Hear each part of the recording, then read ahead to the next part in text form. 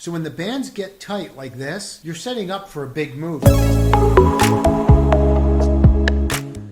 Okay, folks, I have 5 stocks for us to watch tomorrow and stay to the end because I want to go through the indexes, specifically the 10-year and how it relates to what's going on out there. So let's just talk about Tesla. Now, candidly, I'm short Tesla. We were putting a short on today off the open. I will walk you through that. Pretty clean. So all we were doing was just watching this level right up here, 730, and then when you slice through it, that became a really very easy spot to just put this short on, and that's where we did it.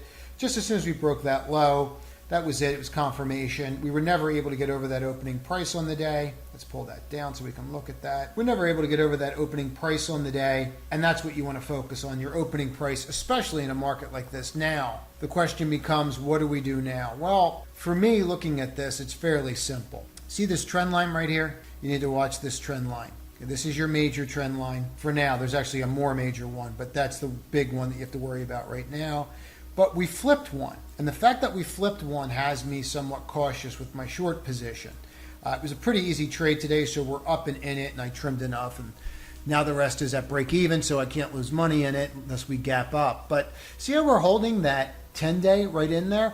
That's exactly what you want to see, okay? You want to make sure that you're holding that 10-day, and by holding that 10-day, that's going to give us some semblance of support. Now, if we can flip over this, because look, we still have some battleground here, right? Look, you have that 5-day, but usually when we break the 5-day, it gets nasty, like Janet Jackson nasty, and it's not doing that right now. So that's telling, right? I'll show you something else that's telling in a minute, but look at this. See this 21-day? We're unable to rise over that, but what's going to happen when that 10 crosses the 21 on the upside in 3-4 days, which is bound to happen, no matter what the stock does. So there's some signs here to start paying attention to this here. Look at the Bollinger Bands.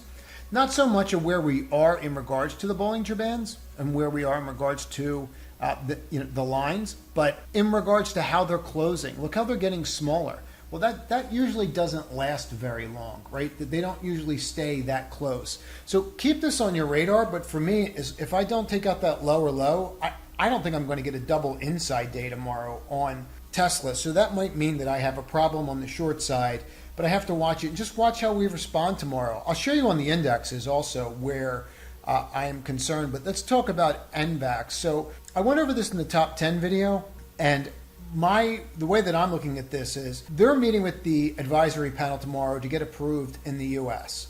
If they don't get approved, this is going to be absolutely disastrous. So the way that I was looking at playing this and the way that I'm playing this is I'm leaning towards the short side, but I really have no idea what the advisory panel is going to say, nor does anybody else.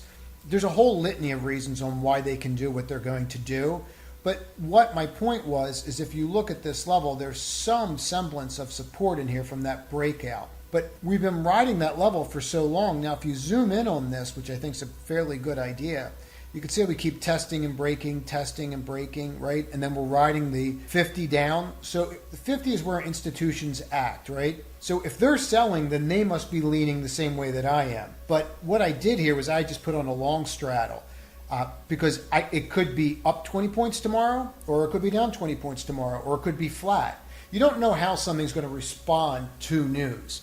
I would imagine that if the news is bad, it's going to get absolutely cratered, but the short interest could be so great that it doesn't. The bottom line is there's going to be huge volatility here. So for you option traders out there, I would look at a long straddle tomorrow on this. I like this idea a lot. I do think sometime this week this will swing violently. So I think it makes sense to do it. And frankly, to me, I thought the options were relatively cheap. I want to talk about this. So this was one I had in the top 10. It's one I have had in the newsletter recently. And it's one I've had in the newsletter for months, and we've been talking about this name for, since about $4.80 back in January. If you don't get the newsletter, make sure that you do, because there's a lot of actionable ideas on there, link in description. And I would also consider following us on social media, Twitter, because I do post a lot of these ideas and follow up on these ideas there as well. So I want to just talk about this level right here. So social media, there's a lot of buzz on this name today. A lot of people pumping it up, and they've done a great job running it to highs. My concern is when you get to these levels, you need to go parabolic. Now, you've broken up here. You need to flip this level, and if you can flip this level and push, then you're going to just keep on going. Like for me, I don't see any reason that over months that this is not going to trade back up to about $37. I think it's realistic in the next year. They're paying $1.20. They'll probably pay $1.20 in dividend this quarter. But what I want you to focus on is this is a trade now. So if you're in this trade from the top 10 that I did this weekend, I just kind of want to follow up. Please comment. That's one of the reasons I'm doing a follow-up on this particular name, because people say, could you please comment on the top 10 during the week? So you see this level right here? You just want to watch the top of that. If you break $24 tomorrow, you could push up. And just see how it acts tomorrow. But if you close under this upper channel line, that's probably the end of the move on the short term. Usually if you close under an upper channel line, they tend to revert back to the 21-day.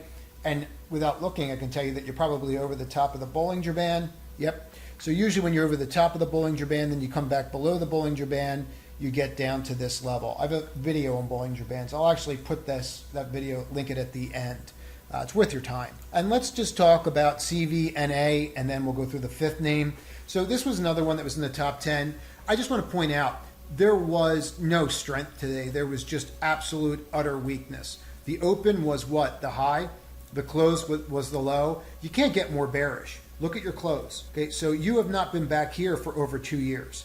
We can squeeze this down, and actually what I'll do is I'll show you this on the weekly. So if we go here on the weekly, you have not been back here since this. So you break 22, all bets are off. And as I've been stating for some time, I just think this is the next Vroom. They lose 3,000 a car from what I'm reading and the way that I'm running the numbers. So I don't see how they're not going to be around. This one dropped 97%. I think it's same space, same exact business model. The only thing Carvana has is those cool car towers.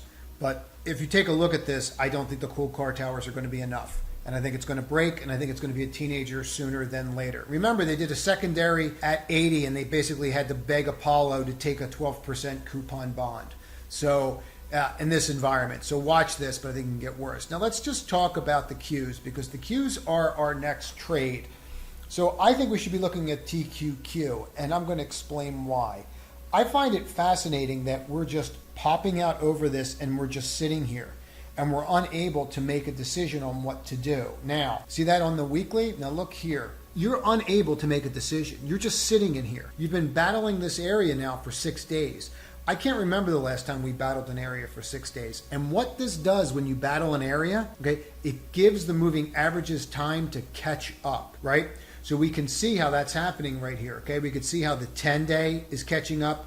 Here's the 5-day. We obviously know where you're at there, where you're closing below it.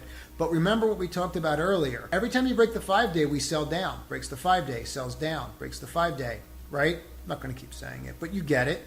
So what are we doing here? We're not breaking down. So that's somewhat interesting to me that we're holding this level, and that's what I would focus on. I think that's really important to focus on it, and then we can kind of see if we trade back up. But watch what's going on in here. Now look at this TQQ. Same exact pattern. If you overlay the bands with this, look how tight these bands are getting. This is the tightest that we've been. So when the bands get tight like this, you're setting up for a big move so that the bands can expand again, right? Contraction and expansion of bands. Okay, it's more of an advanced technique, but it's there. So it's something to pay attention to. And I really want you to focus on this. The fact that we are over 3% and we are not selling down and the indexes are actually up, you need to pay attention to that. That is fascinating to me. I thought over 3% for sure that we were going to see pain, and we didn't. Every dip, we saw some buyers step in. So as long as we continue to see that, now I don't know what's going to happen if we get to 3.25. But right now, when we rallied on the yield, meaning the yield went up over 3% today, right? 3.04%. When we did that, I would have expected us to sell down in equities, and we did it first. But it wasn't as bad as expected. Even bad news today wasn't as bad as expected. AMD, the secondary, you can tell me about it any way you want that it's not bad news. If you come out and saying you're going to raise money in this environment, it's bad news. This is not a great time to even suggest that you're going to raise money. But the fact that we held the 5-day and we're still forming that flag and we're still above this is huge to me. Absolutely huge. So keep that in mind. It's definitely something for us to focus on and pay attention to. But they're the key ones that I would look at. We can talk about the SPY. Same exact thing. Look at us. We can't stay above the 5. But usually when we break the 5, what happens? it gets nasty, right? And it's not doing that right now. So it's important for us to constantly look and evolve and look for patterns and then see how we can benefit from those. That's all I have this evening. If you need anything, please reach out. Please subscribe to the channel. Like the video, it helps. If you're looking for very specific ideas, consider joining the trading room. I go over very specific entries and exits in there, and it's only going to be open probably for a short period of time here. But I think the last time I opened it was November. So that's it. That's all I got. Everybody have a great evening, and let's get it tomorrow.